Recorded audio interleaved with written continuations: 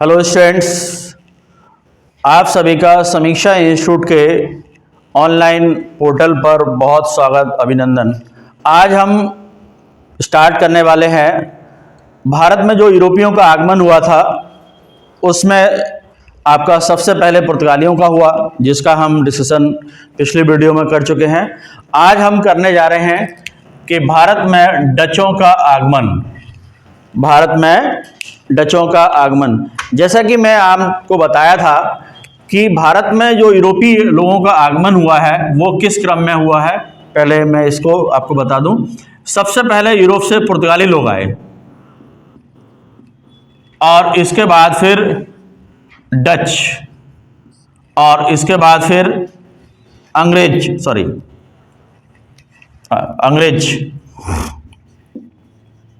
इसके बाद आपका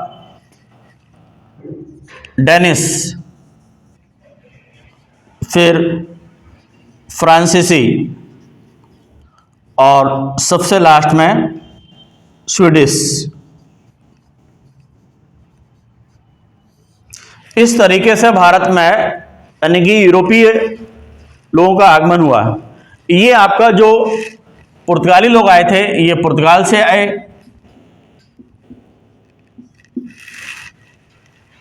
और इसके बाद आपका डच हॉलैंड से आए,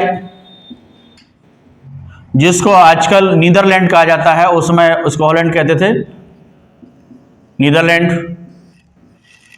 अंग्रेज यानी कि आपका यूके से आए, यूनाइटेड किंगडम से, ब्रिटेन से। डेनिस ये डेनमार्क से आए। फ्रांसीसी ये आपके फ्रांस से आए, और स्वीडिश ये स्वीडन से आए। तो ये अलग अलग समय में विभिन्न यूरोपीय लोग भारत में व्यापार करने के उद्देश्य से आए थे, लेकिन बाद में इन्होंने यहां पर भारत की जो राजनीतिक अस्थिरता थी उसका लाभ उठा करके यहां पर अपना राजनीतिक प्रभुत्व भी स्थापित करने का प्रयास किया था। लेकिन कुछ जो यूरोपियन लोग थे वो सिर्फ अपने व्यापार में ही रहे, उन्होंने बहुत ज़्यादा कहीं दखलंदाजी नहीं की। लेकिन फिर भी अधिकांश यानी कि यूरोपीय जो जातियां आई थी उन्होंने भारत में व्यापार करने के साथ साथ राजनीतिक प्रभुत्व भी स्थापित करने का प्रयास किया था। इनमें खास करके आपके अंग्रेज और फ्रांसीसी, इन दोनों लोगों ने भारत की राजनीतिक अस्थिरता का लाभ उठा करके यहां पर अपना राजनीतिक प्रभुत्व स्थापित करने का प्रयास किया था, जिसमें अंग्रेज और फ्रांसीसी अग्रणी थे। और इनमें भी जब इनकी राजनीतिक लाभ उठाने की होड़ मची तो इनमें भी आपस में संघर्ष हुआ था, अंग्रेज और फ्रांसीसियों में। इसकी चर्चा हम आगे करेंगे। आज हमारा जो विषय है वो यानी कि डचों का भारत में आगमन का है, क्योंकि हम ये पुर्तगालियों का भारत में आगमन जो वास्को डी गामा आया था उससे लेकर के पूरा यानी कि मैं पिछली वीडियो में आपको बता चुका हूं। आज यानी कि हमारा चर्चा का विषय है वो है डचों का भारत आगमन। देखिए, हम ये समझने की कोशिश करें कि जो डच लोग हैं वो यानी कि भारत में कब और किन परिस्थितियों में आए, क्योंकि डचों का आगमन देखा जाए तो आपका लगभग पूरे 100 वर्षों के बाद यानी कि 1498 में वास्को डी गामा भारत आया था, और उसके बाद यहां पर पहला डच जो नागरिक आया था वो 1596 में आया था। पहला जो डच नागरिक था कार्लनेस दस्तमान, ये आपका कब आया था 1596 में, यानी कि लगभग 100 वर्षों के बाद यानी कि डचों का आगमन हुआ पुर्तगालियों के बाद। पुर्तगाली जब आ चुके उसके लगभग 100 वर्षों के बाद यानी कि डच लोगों ने भारत की तरफ रुख किया। अब क्यों नहीं इससे पहले आए और उसके बाद यानी कि इस समय क्यों आए उसका मैं आपको बताता हूं। भारत में पुर्तगाली लोग आए तो इन्होंने यहां पर आने के बाद अपना व्यापार काफी तेजी से किया। खास करके मसालों का इनका व्यापार था और इस मसालों के व्यापार से काफी इन्होंने फायदा उठाया। और ये यानी कि अपनी इस मसालों के व्यापार को यूरोप में भी संचालित करते थे। यानी कि पहले तो इन्होंने पुर्तगाल में ही खपत की, वहां पर जब काफी इनका अच्छा बिकने लगा, इसके बाद इन्होंने पुर्तगाली लोगों ने यूरोप के अन्य देशों में यानी कि इन मसालों को बेचा था। और तो इसी संदर्भ में यदि हम देखें तो उस समय यूरोप के देशों में जो ज्यादा सक्रिय थे या वहां पर जो औद्योगिक क्रांति आ चुकी थी, उन देशों में देखा जाए तो यानी कि अब यह था कि अपना व्यापार और बढ़ाने के लिए विदेशों में उनको जाना था। तो आपका ये पुर्तगाल के बाद यानी कि डच लोग जो आए, क्योंकि इस समय यहां पर भी काफी यानी कि व्यापारिक गतिविधियां संचालित हो रही थी और आपका यानी कि देखा जाए तो वहां पर भी यानी कि आपका औद्योगिक गतिविधियां भी संचालित होने लगी थी। ठीक है, यूरोप की उस समय की जो स्थितियां थी उसमें आपका ये पुर्तगाल, हॉलैंड और यूके, फ्रांस, ये और आपका डेनमार्क और स्वीडन, ये देश जो थे आपका, जिनको आपका जो पश्चिमी यूरोप के देश हैं खास करके, उन देशों में यानी कि आर्थिक समृद्धि काफी अधिक थी, व्यापारिक गतिविधियां भी थी और विश्व स्तर पर उनका राजनीतिक प्रभुत्व भी स्थापित करने का यानी कि संघर्ष का या प्रतिस्पर्धा का दौर चल रहा था। इसीलिए आपका ये यूरोप में राजनीतिक स्थितियां बदल रही थी, वहां पर राजनीतिक तौर पर यानी कि एक देश दूसरे देश के खिलाफ कहीं ना कहीं संघर्ष की स्थिति में था। जब यानी कि यूरोप का भारत के साथ में संपर्क हुआ तो पुर्तगाली लोगों ने किया। पुर्तगाली लोग यानी कि अपने भारत से ले जाने वाले माल को यूरोप के देशों में बेच देते थे, तो वहां पर यानी कि ये सारे लोग खरीदते रहते थे। इसी क्रम में आपके डच लोग भी थे, वो क्या करते थे यानी कि आपका लिस्बन जो था बंदर, मतलब लिस्बन जो पुर्तगाल की राजधानी थी, वहां से जो राजनीतिक शक्तियां यानी संचालित होती थी, तो ये लोग यानी कि डच लोग जो थे ना आपके, वहीं से यानी कि पोलैंड, मतलब जो आपका पुर्तगाल से ही क्या कर लेते थे, लिस्बन से यानी कि ये मसाले खरीद लेते थे, उनको भारत में आने की जरूरत नहीं थी। लेकिन वहां पर एक राजनीतिक परिवर्तन हुआ। क्या राजनीतिक परिवर्तन हुआ, आइए हम उनको मैप में देखते हैं। देखिए यूरोप का यदि हम मैप को देखें तो ये आपका यूरोप है, यहां पर ये आपका अफ्रीका है और ये आपका यूरोप है। यूरोप का जो देश देखें आपका, ये पोलैंड है, सॉरी पुर्तगाल है, ये पुर्तगाल है और ये आपका स्पेन है, ये फ्रांस है और ये आपका नीदरलैंड है और ये आपका यूके है, यूनाइटेड किंगडम यानी कि ब्रिटेन है। तो यहां पर क्या स्थिति हुई कि 1580 में ये आपका पुर्तगाल का पड़ोसी देश है स्पेन, इसने अधिकार कर लिया, मतलब स्पेन ने पुर्तगाल को जीत लिया। तो यानी कि आपका जो पुर्तगाल था वो स्पेन का क्या बन गया, उपनिवेश बन गया। तो अब यानी कि आपका स्पेन ये नहीं चाहता था कि पुर्तगाल के साथ में कोई भी देश किसी भी प्रकार से व्यापारिक या राजनीतिक संबंध रखे। तो इसके बाद यानी कि अन्य देशों के ऊपर आपके व्यापारिक प्रतिबंध लगा दिए गए। तो इस स्थिति में अब नीदरलैंड क्या नहीं कर सकता था, पुर्तगाल के साथ में व्यापार नहीं कर सकता था। अब उसको मसालों के व्यापार के लिए झटपटाहट हुई कि अब यानी कि वो मसाले कहां से खरीदे, क्योंकि वहां से उसका खरीदना बंद हो गया था। तो इसी की तलाश में यानी कि अब यूरोप से यानी कि भारत की तरफ का रास्ता उन्होंने तलाशना शुरू किया।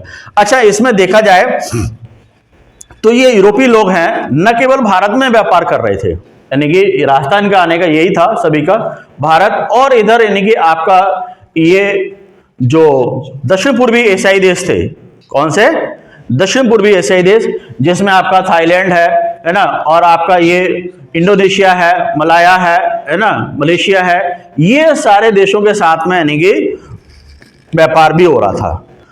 तो आपका पुर्तगाली लोग जो है ना वो भारत के साथ साथ में दक्षिण पूर्वी एशियाई देशों तक भी पहुंच चुके थे। तो इसी क्रम में अब आपका जो जो आपका नीदरलैंड यानी कि उस समय उसको हॉलैंड बोला जाता था, वहां के निवासियों का अब यानी कि यहां की तरफ रुख होना स्टार्ट हुआ।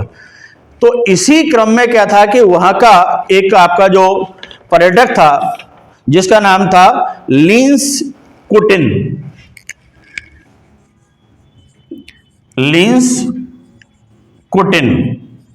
कहां का था ये, हॉलैंड का था। ये पर्यटक था, यानी कि घूमने जाता था। तो ये लिंस कुटिन क्या हुआ, आपका पुर्तगाली लोगों के संपर्क में आया। क्या आया, पुर्तगाली लोगों के संपर्क में आया, उसने सारी चर्चा की कि किस प्रकार से आप यहाँ कैसे काम करते हैं। तो ये लीन स्कोटिन ने पुर्तगाली लोगों से चर्चा करने के बाद जो यानी कि दक्षिण पूर्वी एशियाई देशों में थे, खास करके यानी कि इंडोनेशिया में, उन यानी कि पुर्तगाली लोगों से इसने चर्चा की। फिर आकर के उसने आपके नीदरलैंड में यानी कि हॉलैंड में आकर के डिस्कशन किया, और वो डिस्कशन आपका उस समय का एक जो व्यापारिक था, यानी कि आपका जो कार्नेलियन हाउटमैन, क्या नाम था, कार्नेलियन हाउटमैन। कार्नेलियन हाउटमैन ने 1595 में 1595 में एक व्यापारिक बेड़ा लेकर के आगे बढ़ा। अच्छा, इसमें क्या था, स्टार्टिंग में पुर्तगाली और स्पेनिश जो लोग थे, इनके पास में व्यापारिक काम के लिए समुद्री बेड़ा बहुत अच्छा था स्टार्टिंग में, लेकिन उससे भी अच्छा व्यापारिक बेड़ा बाद में हॉलैंड के लोगों ने तैयार कर लिया। उनके जो जहाज होते थे ना पुर्तगाली लोगों के, वो बड़े बड़े होते थे और भारी बहुत होते थे। क्या होते थे, भारी बहुत होते थे। तो उनको चलाने के लिए बहुत सारे लोगों की जरूरत होती थी। क्या है कि पहले ऑटोमेटिक नहीं मशीन से चलते थे, बल्कि उनको खेते हुए यानी कि चलाते हुए समुद्र में उनको लाना पड़ता था। तो हॉलैंड के लोगों ने क्या कर लिया था, ऐसे यानी कि समुद्री जहाजों का आविष्कार कर लिया था जो बड़े तो थे लेकिन वजन में हल्के थे, तो जिससे क्या था कि वो कम लोगों के माध्यम से यानी कि चला करके आ जाते थे।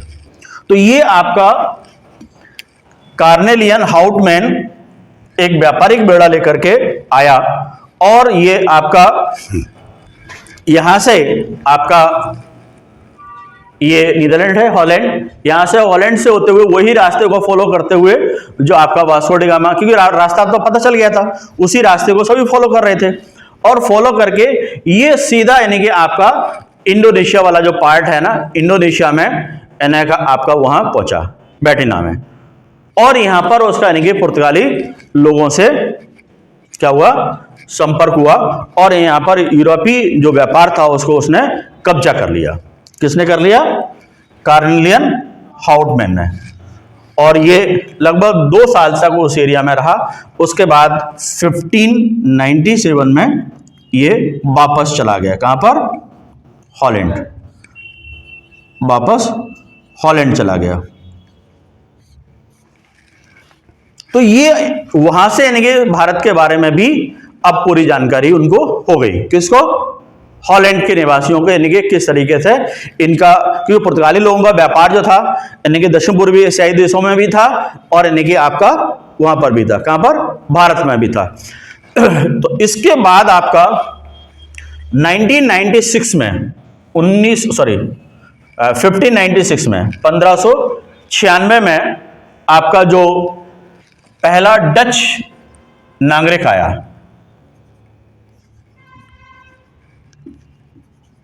पहला डच नागरिक भारत आया, जिसका नाम था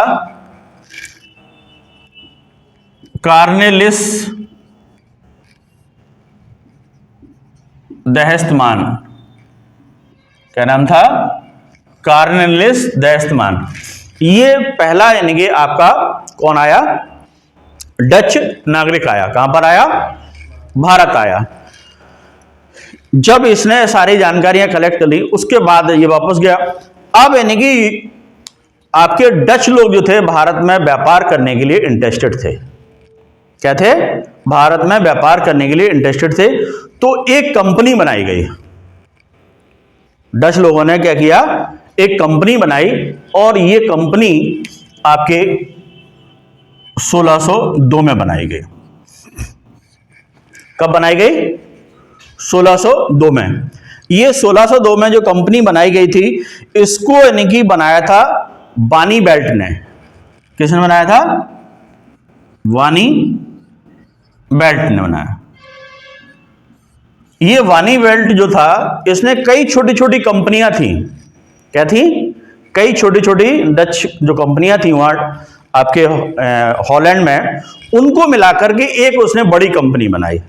और वो कंपनी जो थी उसका नाम था United Dutch east India company. कौन सी थी? United Dutch east India company. ये आपका इस कंपनी को संचालित करने के लिए 17 सदस्यीय एक बोर्ड था। क्या? 17 सदस्यीय बोर्ड, यानी कि 17 मेंबर्स का एक बोर्ड था जो यानी कि इस कंपनी को चलाता था। वो सभी मिलकर के निर्णय लेते थे। इस कंपनी का जो एक्चुअल नाम जो था वो यही नहीं था, ये तो एक प्रचलित नाम था। एक्चुअल में इसका जो रियल नाम था वो था VOI। क्या था? इसका शॉर्ट फॉर्म है VOI। VOI का फुल फॉर्म है वॉरिंग दे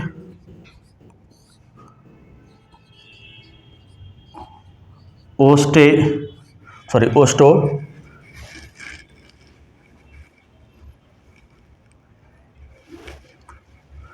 वॉरिंग दे ओस्ट इंग से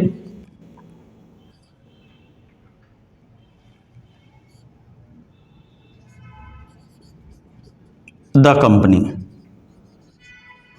ये इसका रियल नेम था। वॉरिंग दे ओस्ट इंग से द कंपनी, जिसको यानी कि वहां पर यानी कि प्रचलित भाषा में यानी कि क्या कहते थे? United Dutch east India company. इस कंपनी को यानी कि वहां की जो डच सरकार थी, यानी कि हॉलैंड की जो सरकार थी, उसने यानी कि वो किया था, क्या किया था? अपना नियंत्रण रखा था। उसके नियंत्रण में ही ये काम करने के लिए भारत आई थी। तो इस वजह से ये एक तरह से देखा जाए जॉइंट वेंचर था, संयुक्त कंपनी थी। ये यानी कि भारत में आने वाली पहली कैसी थी? संयुक्त कंपनी थी, जो सहकारिता के आधार पर, यानी कि सहकारिता मतलब कोऑपरेटिव, यानी कि सभी लोग मिलकर के चला रहे हैं। ये 17 बोर्ड मेंबर, यानी कि आपका सहकारी कंपनी के रूप में ये काम किया, सहकारिता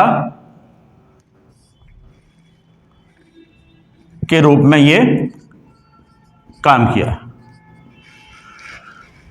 इस कंपनी के द्वारा जो यहां पर पहली फैक्ट्री स्थापित की गई तो वो आपकी 1605 में की गई थी। कब की गई? 1605 में। ये आपका आंध्र प्रदेश के मसूलीपट्टनम, इसको मछलीपट्टनम भी बोलते हैं, मसूलीपट्टनम या मछलीपट्टनम में यानी कि पहली इनकी फैक्ट्री स्थापित हुई। कब हुई? 1605 में। ये बहुत ही इंपॉर्टेंट है। इसके बाद इनकी एक के बाद एक यानी कि कंपनियां स्थापित होने लगी। लेकिन भारत में इनकी कंपनियां स्थापित हो रही थी, लेकिन साथ में ये दक्षिण पूर्वी एशियाई देशों में भी अपना वर्चस्व स्थापित करने में लगे हुए थे। तो पहली इनकी जो कंपनी स्थापित हुई इंडिया में, वो कहां पर हुई? आपकी मछलीपट्टनम में हुई, ये 1605 में। ठीक है। उसके बाद इनका और भी कंपनियां स्थापित हुई, तो वो मैं आपको मैप के माध्यम से बताता हूं।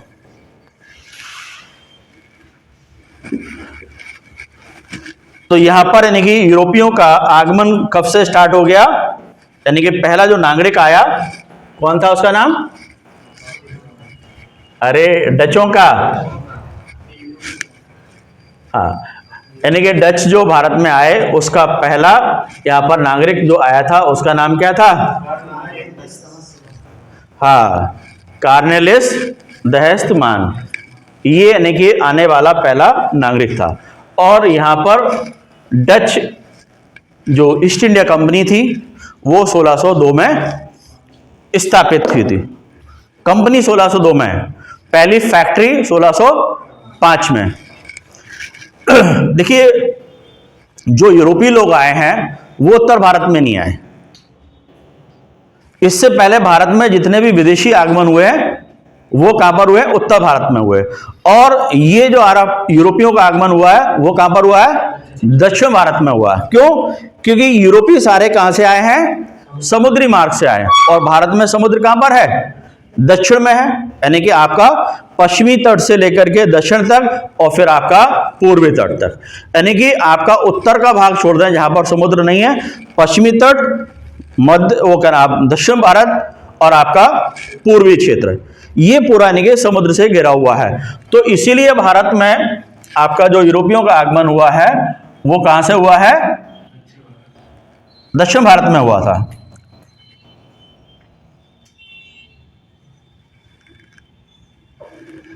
ठीक है, तो ये आपका यहां पर कालीकट में यानी कि पुर्तगाली लोग आए थे, और इनका जो पहला आगमन हुआ, इनकी पहली जो फैक्ट्री स्थापित हुई वो कहां पर हुई थी? जाकर के आपके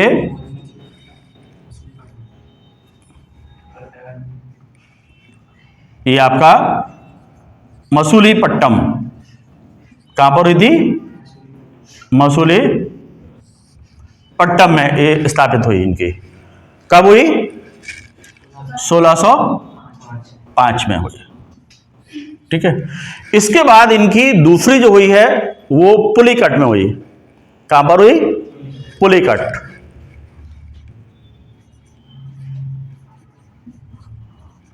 कहां पर हुई? पुलिकट में हुई। ये कब हुई? 1610 में स्थापित हुई।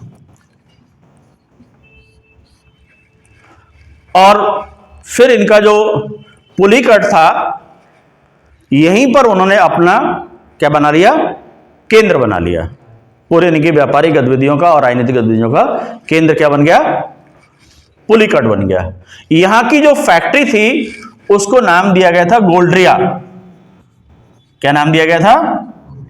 गोल्ड्रिया। ये यहां पर फैक्ट्री होती थी। अच्छा, यहां पर जो फैक्ट्री का जो प्रधान होता था, हेड होता था, डचों का जो फैक्ट्री का हेड होता था उसको क्या बोलते थे? फैक्टर। फैक्टर कौन था? फैक्ट्री का प्रमुख था।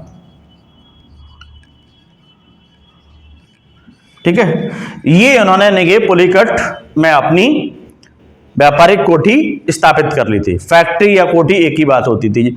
आपको मैंने बताया कि ये फैक्ट्री कोई उत्पादन के केंद्र नहीं होते थे, बल्कि क्या होते थे? व्यापारिक गतिविधियों के केंद्र होते थे। यहां पर यानी कि माल इकट्ठा होता था और यहीं से बेचा जाता था। ये यानी कि आपका गोदाम टाइप के होते थे। तो ये आपका प्रमुख केंद्र बन गया था पुलिकट। ठीक है, इसके बाद इसी तट पर यानी कि और भी इनकी फैक्ट्रियां स्थापित हुई जो भारत में। इसके बाद आपका जो स्थापित हुई थी सूरत में हुई। फिर आपका सूरत, आपको मालूम है कि ये गुजरात के तट पर है आपका, है ना? तो ये आपका सूरत की फैक्ट्री, यहां पर सूरत जो व्यापारिक केंद्र था वहां पर स्थापित हुआ। और फिर ये सूरत का जो स्थापित हुआ था वो 1616 में। सूरत कब स्थापित हुआ? 1616 में स्थापित हुआ। पहले मसूलीपट्टम, उसके बाद पुलिकट, और उसके बाद सूरत। और सूरत के बाद फिर आपका जो स्थापित हुई थी वो कासिम बाजार। कासिम बाजार ये कहां पर है? आपका इधर कलकत्ता में जो था।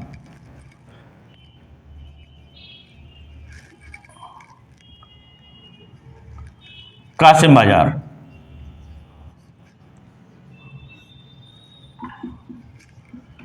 ये 1658 में, 1658 में कासिम बाजार में स्थापित हुई इनकी। फिर इधर आपका ये नागापट्टम, नागापट्टम ये मद्रास के पास में, ये भी 1658 में ही स्थापित हो गई थी इनकी।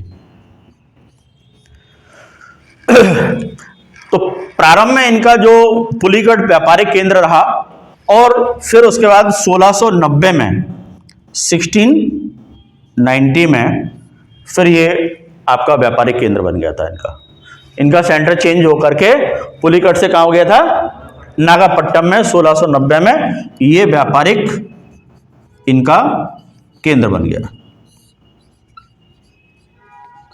यानी कि आज के समय में कह सकते हैं कि इनका जो हेडक्वार्टर था यानी कि पुलिकट से ट्रांसफर होकर कहाँ आ गया, आपका नागापट्टनम में आ गया। कब आ गया, 1690 में। यानी कि स्टार्टिंग से लेकर के और आपका 1690 तक पुलिकट रहा और 1690 में ये आपका कौन सा बन गया, नागापट्टनम बन गया। ठीक है, अब हम चर्चा करने वाले हैं आपसे कि भारत में आने के साथ साथ में इनका जो संघर्ष हो रहा था वो यानी कि पुर्तगाल के लोगों से अन्य देशों में भी हो रहा था, क्योंकि भारत में या दक्षिण पूर्वी एशियाई देशों में या आपके दक्षिण एशिया के देशों में भी यहाँ पुर्तगाली लोग यानी कि डचों के आने से पहले अपनी व्यापारिक यानी कि केंद्र स्थापित कर चुके थे, व्यापारिक बस्तियां स्थापित कर चुके थे। तो अब जब ये भारत में आने से पहले और भारत में पैरेलल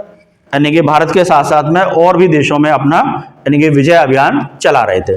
तो 1605 में जैसे मछलीपट्टनम में इन्होंने स्थापित कर लिया था, लेकिन इसके साथ ही उन्होंने दक्षिण पूर्वी एशियाई देशों में, श्रीलंका में और भी जगह पर यानी कि पुर्तगाली लोगों से संघर्ष करके वहां के यानी कि क्षेत्रों को अपने अधिकार में करने का प्रयास किया था और काफी उनको सफलता भी मिली थी। तो इसमें हम इसी क्रम में देखते हैं कि इनका जो डच लोगों का कैसे कैसे यहाँ पर यानी कि आगमन हुआ और कहाँ कहाँ इन्होंने भारत के अलावा यानी कि और जगह पर अपने केंद्र स्थापित किए थे।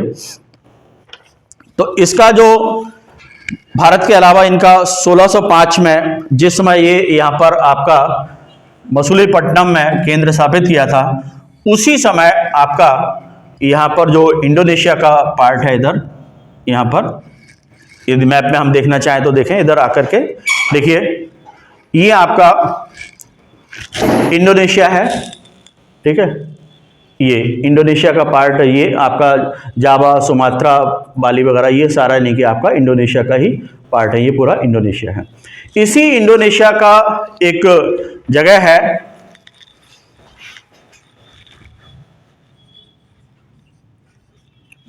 अम्बोयना। कौन सा, अम्बोयना। इस अम्बोयना को इन्होंने आपका 1605 में जीत लिया। कब जीत लिया, अम्बोयना को 1605 में जीत लिया डच लोगों ने। कब जीत लिया, 1605 में। जिस समय भारत में ये मछलीपट्टनम में अपनी फैक्ट्री स्थापित कर रहे थे, उसी समय इन्होंने इंडोनेशिया में किसको जीत लिया, अम्बोयना को जीत लिया। इसके बाद इनका जो और क्रम आगे चालू हुआ, फिर उन्होंने 1619 में मसालों का जो द्वीप था जकार्ता, इंडोनेशिया का ही आपका राजधानी जो है ना जकार्ता है, ये मसालों का द्वीप था जकार्ता। 1619 में इन्होंने इसको जीत लिया और यहीं पर उन्होंने एक शहर बसाया, बटानिया। कौन सा, बटानिया शहर को उन्होंने बसाया। तो ये सबसे पहले उन्होंने इंडोनेशिया में 1605 में अम्बोयना को जीत लिया। इसके बाद आपका जकार्ता में 1619 को जीत करके मसालों का जो द्वीप था है ना, उसको जीत करके बटानिया यानी कि नगर बसा दिया। और इसके बाद फिर यानी कि इंडोनेशिया के अलावा इन्होंने आपका 1658 में श्रीलंका पर जो पुर्तगाली क्षेत्र थे उस पर अधिकार कर लिया। श्रीलंका पर कब, 1658 में। तो ये यानी कि भारत के अलावा जो पड़ोसी और क्षेत्र थे वहां पर भी इंडोनेशिया और श्रीलंका, इन दोनों क्षेत्रों में जो पुर्तगालियों का अधिकार था उसको इन्होंने हटा करके और यानी कि डच लोगों ने अधिकार कर लिया।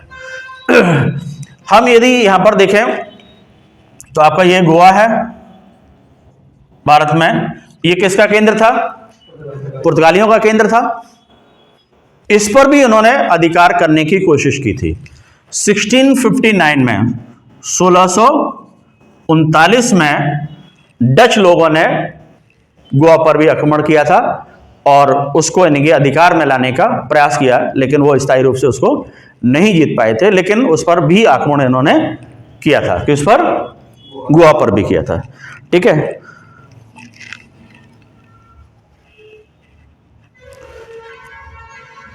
तो ये आपका नागापट्टनम में इनका हो गया। इसके बाद मालाबार जो तट था, मालाबार तट कौन सा है आपको मालूम है? ये केरला वाला जो तट है, इस मालाबार तट पर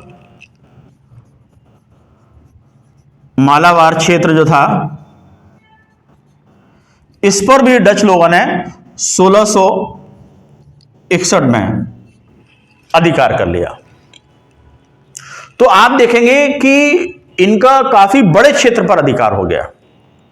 इधर आप देखें बंगाल से लेकर के और आपका ये तमिलनाडु तक, और इधर केरला में आपका मालाबार तक, ये पूरा इनका अधिकार हो गया। इसके अलावा इन्होंने फ्रांसीसी जो बाद में क्षेत्र बना था, पहले देखिए आपका पुर्तगालियों के क्षेत्र में था पांडिचेरी, पांडिचेरी पर भी इन्होंने अधिकार कर लिया था। किसने? डच लोगों ने कर लिया था। तो ये काफी बड़ा क्षेत्र इनका यानी कि स्थापित हो गया था। किसका? डच लोगों का। अब डच लोगों का पुर्तगालियों से जीतने का या उनसे सफलता प्राप्त करने का क्या कारण था? यानी कि डच लोग उनसे जीत गए। किनसे जीत गए? पुर्तगालियों से जीत गए। उसका कारण यह था कि पुर्तगाली लोगों ने अपनी भारत में छवि को बहुत खराब कर लिया था। यानी कि भारत में स्थानीय जो लोग थे वो पुर्तगालियों के फेवर में बिल्कुल भी नहीं थे। उसका कारण यह था कि पुर्तगाली लोग जो थे वो व्यापारिक काम करने के साथ साथ में ईसाई धर्म के प्रचार पर बहुत ज्यादा जोर दे रहे थे और साथ में वो धर्मांतरण का भी काम कर रहे थे। जैसा कि मैंने बताया ना कि उन्होंने गोवा में आपका यानी कि पुर्तगालियों की संख्या बढ़ाने के लिए क्या किया था? भारतीय स्त्रियों से विवाह किया और बाद में उनका धर्म परिवर्तन करवा दिया, यानी कि वो ईसाई बन गई महिलाएं, और यानी कि जो आने वाले बच्चे वो तो फिर ईसाई होंगे। तो कई बार उन्होंने जबरदस्ती भी ये काम किया। किसने? पुर्तगाली लोगों ने, जिससे पुर्तगालियों की भारत में छवि खराब होती चली गई और यानी कि यहाँ का जो आम नागरिक था वो यानी कि इनके विरोध में हो गया, इनसे घृणा करने लगा था। किनसे करने लगा था? पुर्तगाली लोगों से। वहीं पर जो डच लोग थे उन्होंने ऐसा कोई भी कट्टरतापूर्ण काम नहीं किया। ईसाई धर्म का प्रचार उन्होंने कट्टरतापूर्ण तरीके से कहीं भी नहीं किया, या ये कह सकते हैं उन्होंने धर्म प्रचार का काम ना के बराबर किया। जितना यानी कि पुर्तगाली लोगों ने यहाँ पर धर्म ईसाई धर्म का प्रचार किया, उन्होंने इस पर ज्यादा ध्यान नहीं दिया। उनका पूरी तरीके से ध्यान किस पर था? व्यापार पर था। इसीलिए उनकी व्यापारिक गतिविधियां यहाँ हिंदुस्तान में काफी अच्छी चली और यानी कि लोगों का यानी कि विरोध झेलना नहीं पड़ा उनको। इसके अलावा एक चीज और थी कि पुर्तगाली लोगों की जो नाविक शक्ति थी उस पर उन्होंने अब ज्यादा ध्यान नहीं दिया। यानी कि स्टार्टिंग में उनकी नाविक शक्ति काफी अच्छी थी, लेकिन बाद में जो हॉलैंड के लोग थे, डच थे, उन्होंने अपनी नाविक शक्ति को काफी अच्छा कर लिया था। यानी कि पुर्तगालियों की तुलना में नाविक जो शक्ति थी यानी कि नेवी पावर जो था, नेवल पावर था, वो डच लोगों का ज्यादा अच्छा था। किसकी कंपेरिजन में? पुर्तगाली लोगों की। चूंकि मामला सारा समुद्र का ही था, क्योंकि ज्यादातर ये लोग जो इनकी बस्तियां थी या व्यापार था वो समुद्री क्षेत्रों में था, तो इसलिए इनका जब भी संघर्ष होता था तो उसमें इनके नौसेना का यानी कि ज्यादा रोल होता था। और नौसेना के मामले में डच लोग जो थे वो इनके पुर्तगाली लोगों से ज्यादा अच्छे थे, इसलिए उनकी नौसेना अच्छी होने की वजह से उन्होंने उस पर ध्यान दिया और इनके पुर्तगालियों को हराने में उनको सफलता मिल गई। इसके अलावा एक चीज और थी कि जो डच लोगों की कंपनी थी वो सरकारी कंपनी थी, सरकार भी ध्यान दे रही थी, तो इसलिए यानी कि कहीं ना कहीं प्रारंभ में डच लोगों को इससे भी सफलता मिली और पुर्तगाली लोगों को उन्होंने ज्यादातर क्षेत्रों में हरा दिया था। लेकिन अब देखा जाए पुर्तगाली लोगों का तो उन्होंने पतन कर दिया या उन पर विजय प्राप्त कर ली। लेकिन साथ में अब इस समय तक यानी कि हिंदुस्तान में जिस समय आपके डच आ रहे हैं उसी समय लगभग अंग्रेज आ रहे हैं। क्या आ रहे हैं? बिल्कुल सेम टाइम है दोनों का लगभग आने का। तो आपका अब यानी कि डच लोगों का संघर्ष जो है ना अंग्रेजों से भी होता है। क्या होता है? अंग्रेजों से भी संघर्ष होता है। क्यों? उसका कारण यह है कि डच लोग अपनी व्यापारिक गतिविधियों को बढ़ा रहे हैं और इधर यानी कि अंग्रेज आ रहे हैं वो भी बढ़ा रहे हैं। अच्छा, इनका एक और डच लोगों का व्यापार आगे बढ़ने का फायदा यह हुआ था कि पुर्तगाली लोग जो थे ना अपना ज्यादा सबसे ज्यादा इंटरेस्ट जो लेते थे वो यानी कि अपना व्यापार उनका मसालों का सबसे ज्यादा था, सबसे ज्यादा उन्होंने उस पर ध्यान दिया। लेकिन डच लोगों ने अपना जो व्यापार है मसालों के अलावा नील का व्यापार भी किया। किसका किया? नील का व्यापार किया। और कपड़ों के व्यापार पर उन्होंने खास करके फोकस बहुत ज्यादा किया। जो आपका ये कोरोमंडल तट है जिसमें ये सारे आपके आते हैं, मछलीपट्टनम, पुलिकट, नागापट्टनम, ये आपका यहाँ का जो कोरोमंडल तट से उन्होंने कपड़ों का व्यापार भी स्टार्ट कर दिया था। और सूरत से भी उन्होंने अपने कपड़ों का व्यापार शुरू कर दिया था। किसने? डच लोगों ने।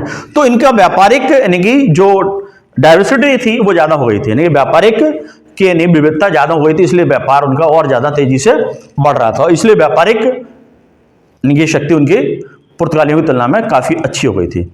लेकिन मैंने बताया ना कि उसी समय यानी कि जब डच भारत में आ रहे हैं उसी समय अंग्रेज भी आ रहे हैं और अंग्रेजों के साथ में अब डचों का क्या संघर्ष होना स्वाभाविक है। क्यों? क्योंकि सभी अपने अपने व्यापारिक हितों की तलाश में है। तो इसमें कई बार यानी कि अच्छा, यहां पर क्या था कि पुर्तगाली लोग किससे हार गए थे? डचों से हार गए थे। तो अब उनको क्या चाहिए? दूसरे का साथ चाहिए।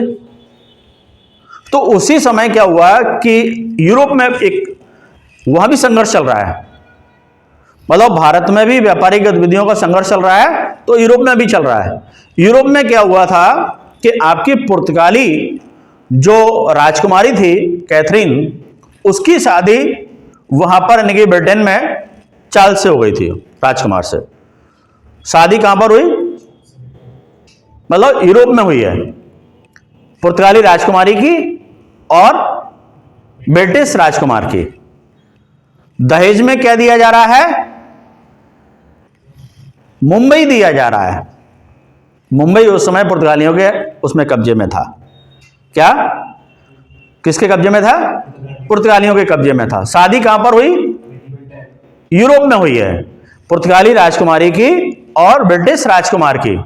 और दहेज में क्या दिया गया? मुंबई दिया गया। मतलब वो राजकुमार का हो गया। कौन? मुंबई। वो यानी कि इससे क्या हुआ कि अब यानी कि पुर्तगाल और यानी कि ब्रिटेन के संबंध अच्छे हो गए। जब वहां अच्छे हो गए तो यहां भी अच्छे होना स्वाभाविक है। तो पुर्तगाली लोगों को यानी कि ब्रिटेन के लोगों ने, अंग्रेजों ने सहयोग किया और उनका उन्होंने सहयोग किया। तो इससे क्या हुआ कि अब यानी कि पुर्तगाली शक्ति और यानी कि ब्रिटिश यानी कि अंग्रेज दोनों भारत में मिल गए एक तरह से। और किसका विरोध करने लगे? डचों का विरोध करने लगे। और इसमें भी यदि देखा जाए एक चीज और थी कि डच लोगों से भी ज्यादा नेवल पावर अच्छी थी, तो वो आपकी किसकी थी? नहीं, डचों से अच्छी थी, अंग्रेजों की थी। बल्कि यह कहा जाए कि उस समय दुनिया में सबसे अच्छी नेवल जो पावर थी, नाविक शक्ति थी, तो वो ब्रिटेन की थी। ब्रिटेन का नाविक शक्ति के मामले, नेवी के मामले में उस समय दुनिया में कोई मुकाबला करने वाला नहीं था। तो इसीलिए वो यानी कि डच लोगों को हराते चले गए और अंततः अंग्रेजों का और इनके डचों का संघर्ष चलता रहा। और ये आपका 1759 में अंतिम युद्ध हुआ, बेदरा का युद्ध। कौन सा? बेदरा का युद्ध। इस बेदरा के युद्ध में लॉर्ड क्लाइव उस समय भारत का गवर्नर था। बेदरा के युद्ध में यानी कि आपका अंग्रेजों ने